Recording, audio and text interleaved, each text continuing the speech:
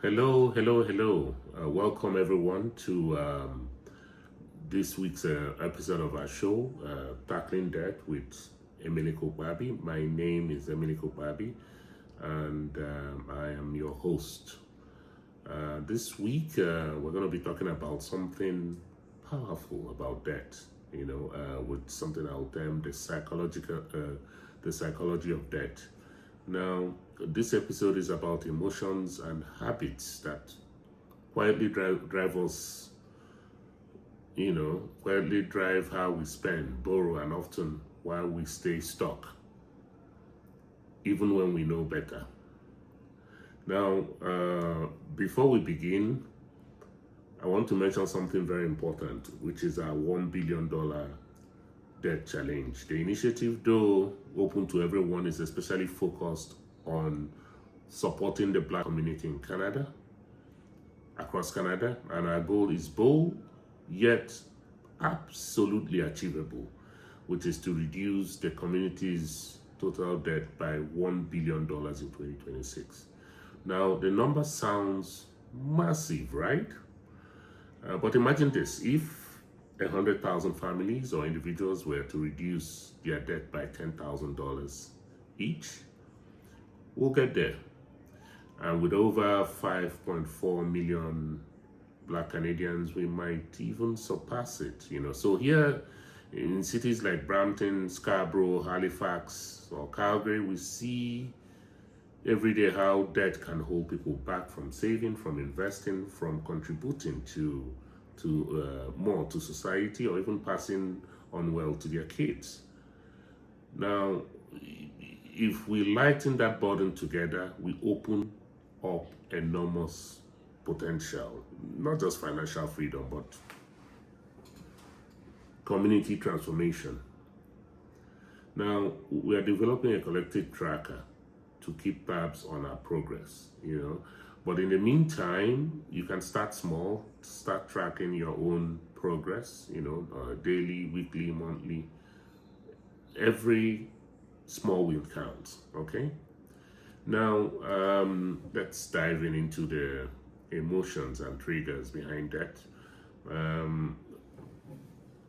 On paper, debt seems straightforward. You borrow, you pay back with interest. That's it. But if money were perfectly logical, hardly anyone will carry a balance at 24% interest. In real life, our money choices are emotional first and then rational second. I'm going to say that again. They are emotional first and rational second. So think about how we justify things. I've worked hard, I deserve this. Everyone at my age has a car like this. Am I not old enough to have a car like this? I'll pay it off when my race comes through. Those kind of things come into our heads. Now, debt often connects to our identity, how we see ourselves or how we want to be seen. When life feels uncertain, buying something can give momentary sense of belonging, relief, control, or whatever. That's why two people earning the same income can have totally different debt levels. Their emotional triggers are different. This is very important. Now, here's the key reframe. Now, once you see debt as an emotional experience rather than a personal failure, everything changes. So the question isn't what is wrong with me, it's what is this spending trying to do for me emotionally? I can give you an example, right? You could be addicted to, it could be an addiction, right? Addicted to Popeyes, the fast food joint, Popeyes chicken and all of that, right? And, going there to order chicken and they have some of that, what they call it, biscuits, gives you some emotional relief. You just come in, and then on a daily basis, you're spending an average of $15 buying this meal from Popeyes. This is despite the fact that you have food at home or you can prepare meals from home. you know. But that urge to spend, that's where the problem comes from, you know. And if you calculate $15, let's say 5 days a week that you're indulging in this over a period of 1 year, you could come to spending almost about 5 to 6, 7,000 for that year on Popeyes. Now, because of that emotional urge, that need to buy Popeyes, you're spending $5,000 that should have gone into the reduction of what you owe. Okay, I mean, this is just an example. There are several examples out there, you know.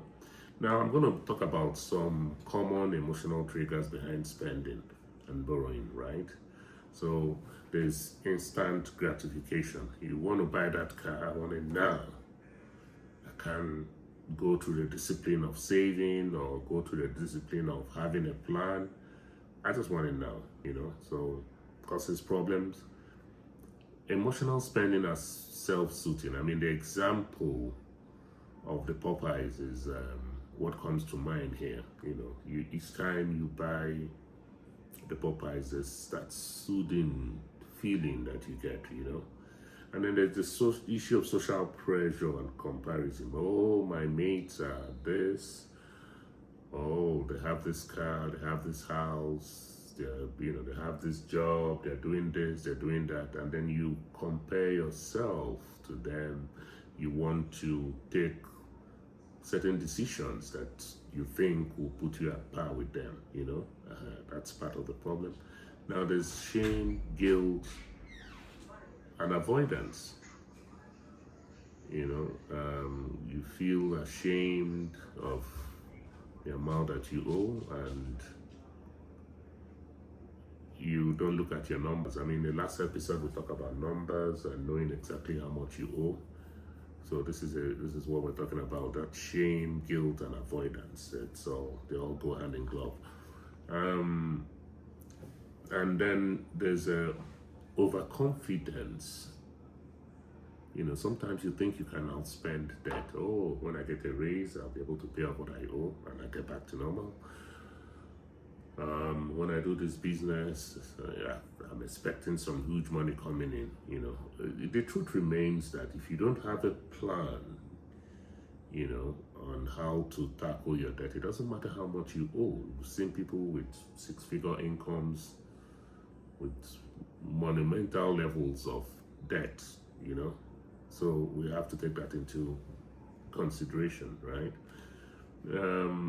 Now, to counter some of these emotional problems, I mean, regarding, you know, the emotional spending, you name the emotion before you spend.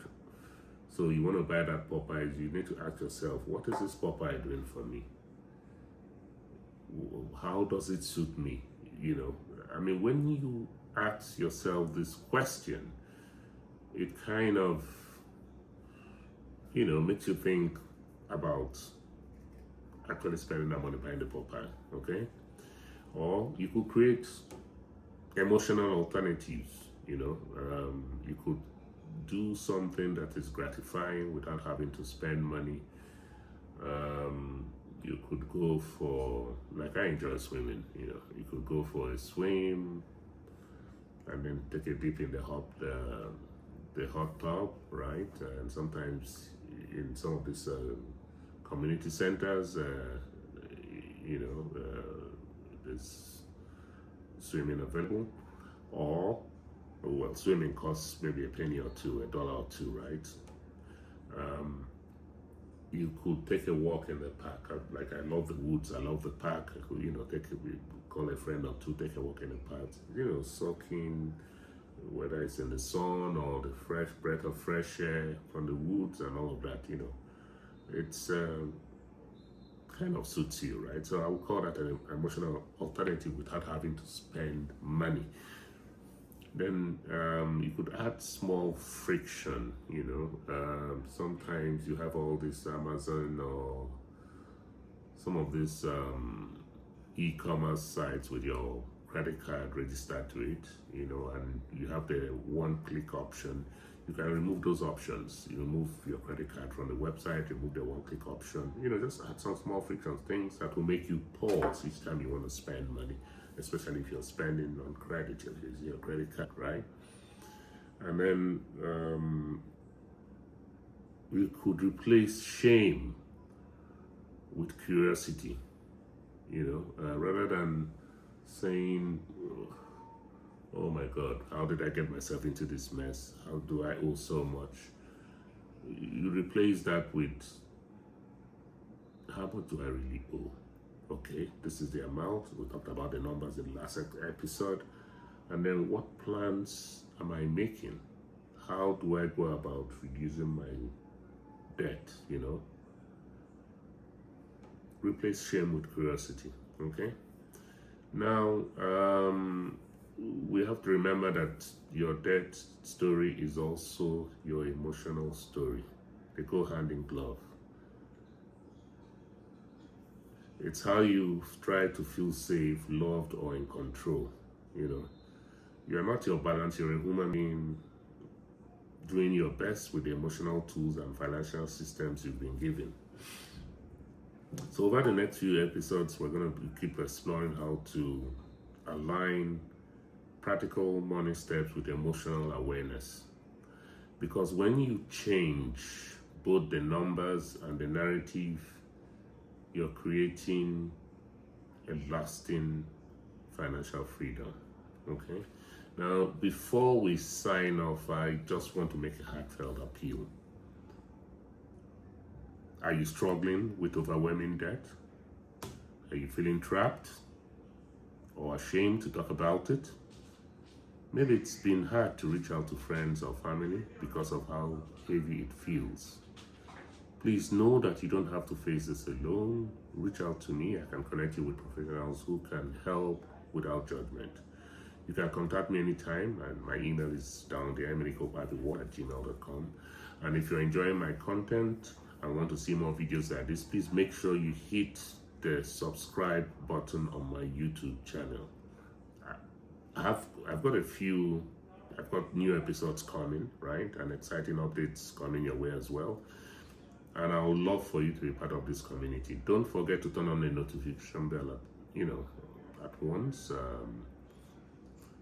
so you never miss what's next. Let's grow together. See you on YouTube. Take care.